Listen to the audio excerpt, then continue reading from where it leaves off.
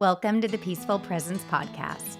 If you find yourself dealing with constant busyness and distractions, or just feelings of being stuck and overwhelmed, you're not alone. This is your space to reconnect with God and discover the peace, purpose, and power that's within us all. Well, thank you for joining me on this episode of the Peaceful Presence Podcast. And if you're feeling like burnout and overwhelm are taking over your life, then today's episode is for you. My guest today has transformed her life by learning how to overcome burnout and overwhelm, and she now teaches others on this topic. And she also has a book that is about to be released that's filled with tips and tools that can be a powerful resource for you. So let's dive in and meet today's guest, Deidre Gestrin. Thank you for being your willingness to be here today, and then for also sharing your story of what you went through and how you came to teach this message to others. Yeah, thanks for having me. It's good to be here. Absolutely. So maybe why don't we start with when I've heard your story, but take us back to when you were experiencing this yourself, and you know where the overwhelm and the burnout started for you. That's a great I think place to start, Olivia. And for me, in my 15-year career as a behavioral health professional, I've actually hit burnout 3 separate times, 3 distinct times that I can recall. But the most significant one was this last one, which was about 5, probably 6 years ago. It really started in 2017 and lasted about a year, where I started feeling overwhelmed. I went from, sleeping 10 hours at night to not sleeping because I was literally working 24/7. I was doing my day job during the day, and then at night I was either looking for youth who ran from our youth facility or in the ER assessing individuals to try to get them in higher level of care because they were struggling. And so it was through that just experience where it was nonstop working where I really just started to decline and hit that point where I just didn't care anymore and was overwhelmed and exhausted, and which led Do to you look back at that at all and think to yourself, this was something that you brought upon yourself, or was that kind of the demands of the job? I would say it's a little of both. Mm-hmm. So the demands in the behavioral health field are really high in what we're expected to provide for individuals who are struggling, um, and the financial aspect to provide that amount of service, right, is challenging, and it is in a lot of fields. So there was part of it of there's that work expectation, somebody has to do it, but then there's that side of being in the helping profession. I love to help people, and I have a tendency to put others' needs first. So I didn't necessarily respect my own boundaries of what I needed. I would just give, and it wasn't until after, right, I was giving too much that I realized what had become. So Right. part of that was on me. So you hit that point where you said you didn't care anymore. And then you'd also mentioned to me before, it was taking a toll on your health as well. It was, and it happened to be, I work with a physician who does functional medicine. So he really gets to that kind of root cause of what's going on. And I'd been working with him for years, and I had been doing really well. And I happened to go see him, would have been spring, summerish of 2018. And in that appointment, he said that my job was killing me. And if I didn't make a change, he couldn't help me. And it was that drive home where I really connected how much our mental health and our stress levels and burnout affect our physical health. They're really connected. And that's where I had to take back that control to get my own life back. Right. So you have this epiphany. Well, what do you do with that? Now you're aware of this. How do you begin to make those changes? That's a great question. And, for me, it was listening, to the Holy Spirit and my own personal journey there, and him saying it's time to move on. And I'm like, oh, because I loved the community I was part of. I really felt like I was in that community. But for me, I needed to leave the environment because I had been asking for the change that I knew I needed for months. I knew that I couldn't keep working 24 hours a day. And so because that change couldn't come, I knew my first step had to be leaving and finding a different job, which eventually, right, led to that particular facility, inpatient facility I was working at, closed, which opened the doors for me to truly just recover and focus on my own physical health, because physically I wasn't doing well. I couldn't Right. stand, I couldn't walk very far. So you're at one facility and you feel something, and your doctor tells you you're not doing very well, you're not feeling very well. You feel God telling you it's time to move on from this job. You move to another job. And that was it sounds like short term, and then that facility closes down, which at this point now you're forced to really take some time for yourself. Yes. Yes. And so what would you say, because now, now this is something that you teach. I mean, not everybody gets that luxury, right? So not everybody can be forced and, be forced out of work, and they have to do that. So how are some, or what would be some tools for other people to start to minimize the burnout when they can't take that step away from work? Do you have any suggestions there? Yeah, absolutely. And I think that's, the case more times than not. I Mhm. would say that I was pretty fortunate in the path that God led me on. Things that the tips that I teach, right, are really ones that help people start to reclaim that while they're still working, if they can't change that situation. And for me, it's things that we should be doing, but somehow in this fast-paced society we get away from, Yeah. right? Can you We share some of those? absolutely. So one of my favorite ones is deep breathing. Hmm. Our breathing matches how fast we think we have to live and function in society. So the more shallow we breathe, the quicker our stress response activates. But if we get back to things functioning in the ways we were designed, right? That deep breathing, slower pace at times, take a moment, we're going to help slow down that stress response so we can actually think through those situations. I also really push on sleep as one of my first ones. Like, there's certain things and certain aspects in life that we have to protect no matter what, right? So even as a helper in the world, if I had just protected my sleep, I probably would not have hit the level of burnout I was at, or I might have been able to recover in the environment where I was still at. Right. Right. And so when we can protect that sleep, and I push on quality versus quantity, I think everybody has a different quantity. And so that's kind of a hard, I think, conversation to have. But when we can improve that quality of the hours we're sleeping, again, we're going to be able to function better the next day, because our bodies and our minds have that opportunity to recover from the previous day's events. Stress. So, just to piggyback on that, how do you focus on the quality of your sleep? Because in my mind, I think we're sleeping. How do we know to do that? Yeah. Well, when we talk about sleep, I look at a few factors, right? So if we're not feeling rested when we get up and we're going through the day and we get exhausted pretty quickly, we're probably not sleeping. If people are waking up all the time, not sleeping. Or the other common one I hear all the time, I can't turn my mind off. Okay.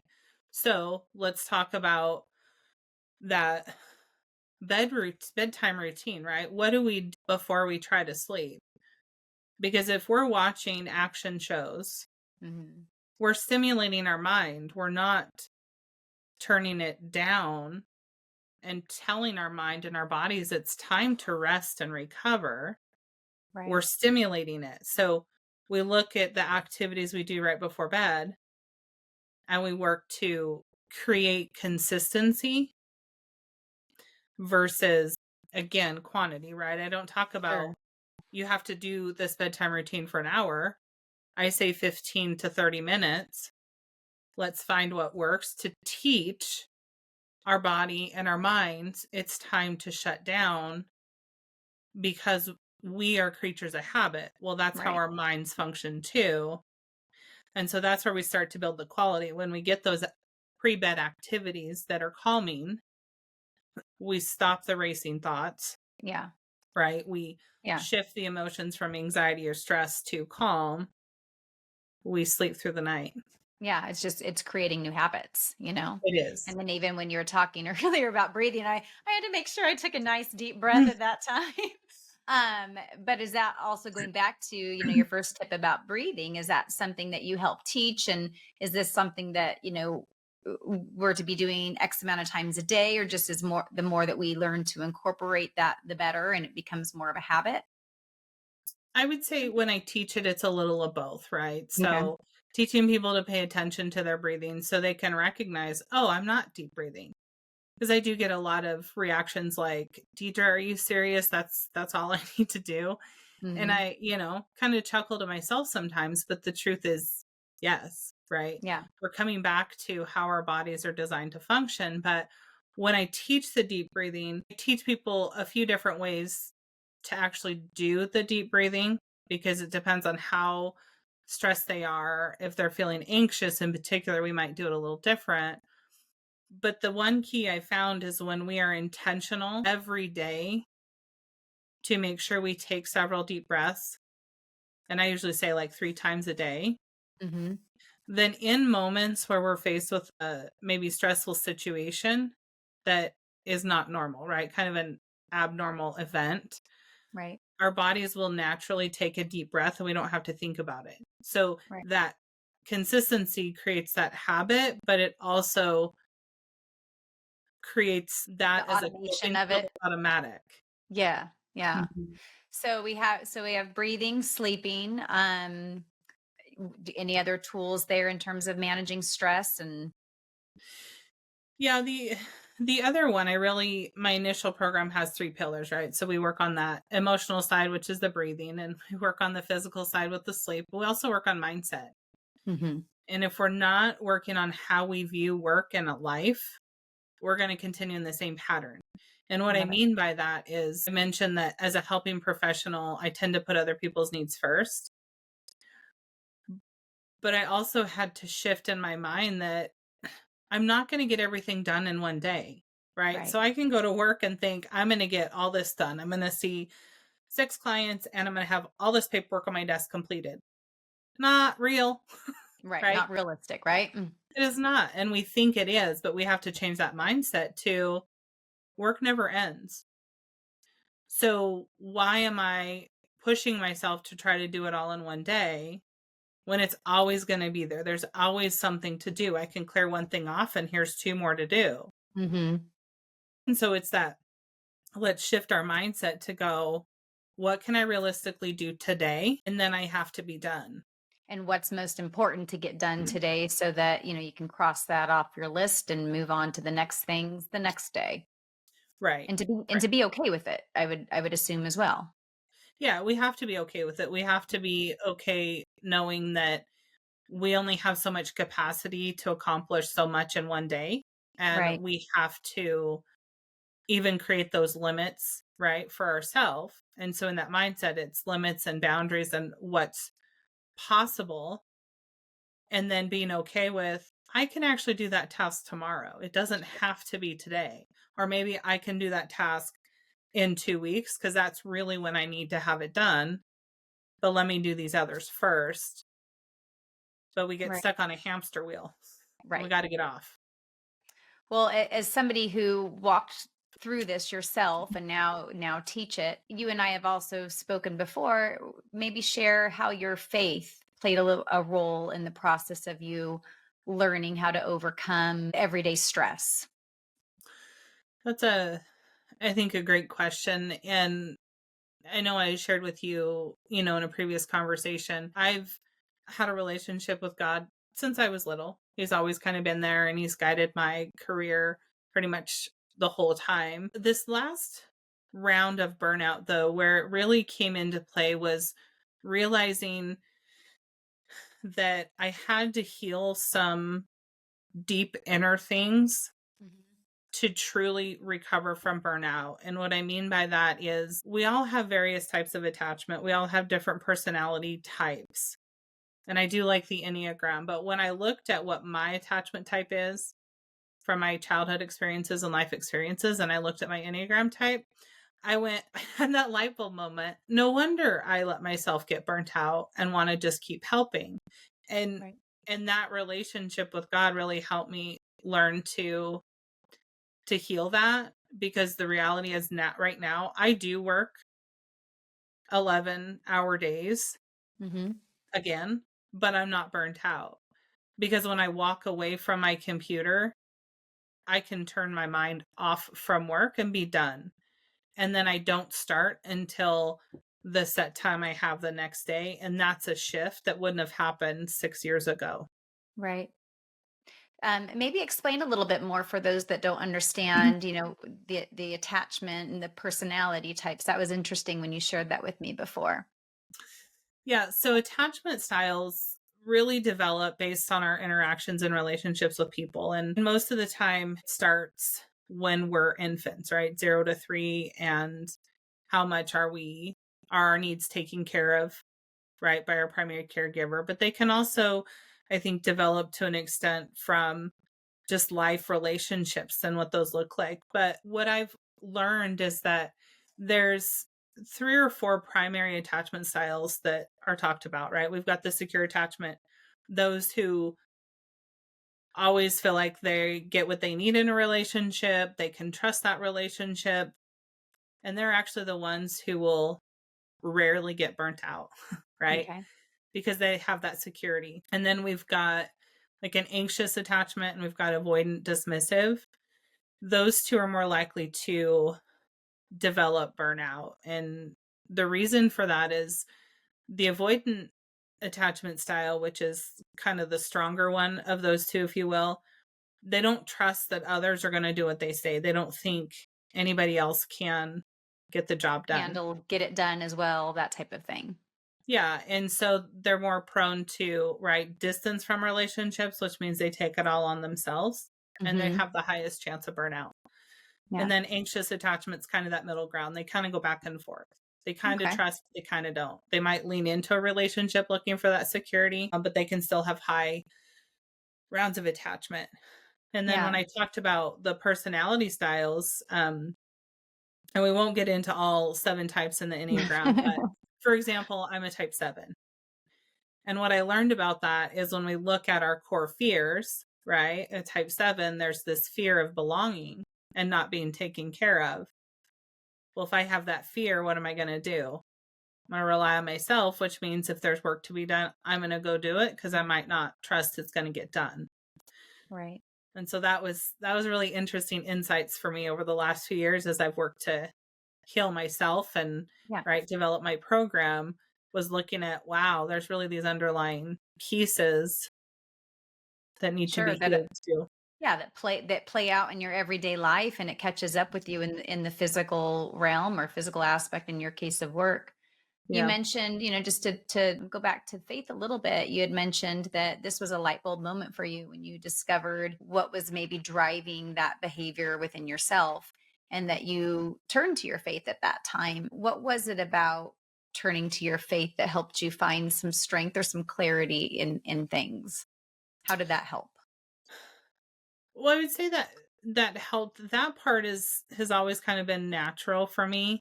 Like I said, I've been walking with the Lord since I was actually 7, in Mhm. particular. And he's always guided, I think I mentioned to you, he's always guided my career path. So going into a field that I was not real certain I wanted, but found that that's where my strengths are at. Right. But leaning in there for my strength, it always brings peace, Right. right? And that comfort of whatever you're going through is not as big as it feels, because you have some place to lean. Right. And that's kind of, what I had heard you say is that, you start to discover these things and then you go to God in prayer. And when you are feeling an answer from Him, do you want to speak your experience of, when He guides you a certain way? How does that answer come up within you? So that answer comes up for me in a couple different ways, right? But really the piece I think that is the most important is it's the peace that comes with the answer. Yeah. right? Like for me, sometimes it's a specific thought, but there's peace with it. So, for example, when I left that one doctor's appointment where he said my job was killing me, and I heard it's time to move on, there was that piece of like, okay, no questioning it, right? Right. And that really led me down that path of, yep, I don't know why I went to well, I do know why I went to that facility I did that didn't last long. And that was because I would not have taken the time to focus on myself if I didn't have a job that put me on unemployment for a few months. I Right. would not. I just know myself, right? I would have kept going. I would not have really focused on myself. So it's listening, right, to those moments, but is Yep. that peace there with that decision that's Absolutely. important? Yeah, I asked that just because I know there's a lot of people that, I mean, stress is huge, and a lot of people are feeling overwhelmed and burnt out and stressed. And so, not everybody understands, well, how do I lean on my faith to guide me to what I need to do next? And how, and people say, oh, I hear God or he guided me. Not everybody understands that. So it's like, yeah, it's a feeling. And I love how you say that there's a peace that comes with that answer that rises up within you, and you trust it and act on it, which, you did. He led you to that next job, knowing that that job wasn't going to last for forever or for a long time, which then enabled you to now take those lessons and now teach that to many people who are going through the same things that you walked through, 6-7 years ago. Right. Well, Mhm. where can people go? I know you just finished a book, and that's going to be released here soon. Where can people go if they want to learn more about what you do, maybe get a copy of your book, and go from there if they want to connect more with you? Yeah, people can go either to my website, which is abundantwellnessessentials.com. There is a link there to connect and know when the book will release and or access that once it is released. They can also find me on most social media, and my handle there is just D Gestrin, Okay. um, which is And I'll Gestrin. I know it's a hard one for a lot of people to get. Yeah. Well, and I'll make sure to put links below so that if anybody wants to connect with you and learn more about you or the work you do or your book, that they'll have the resources to do that. Well, thank you for taking some time today and sharing with people about a topic that I know hits close to home to everybody. I'm sure in every family that they're wrestling with this in some way, and also just to share the component of faith that led you to where you are, and hopefully allows other people to tune inward a little bit and get their own inward guidance of how they can overcome this. Yes, thank you for having me. It Oh, was a pleasure to be here. well, perfect. Well, thank you everyone for tuning in today. And if you like what you hear and want to be encouraged with more faith inspired content, please remember to like, share, follow, and subscribe. Thanks, everyone. Have a great day. Thank you for joining me on today's episode. I hope you found it meaningful and insightful. Please remember to subscribe, like, and share to be notified of more positive content and inspiring stories. And until the next episode of the Peaceful Presence podcast, may you find ways to reconnect within and with God and develop your own peaceful presence in your everyday life.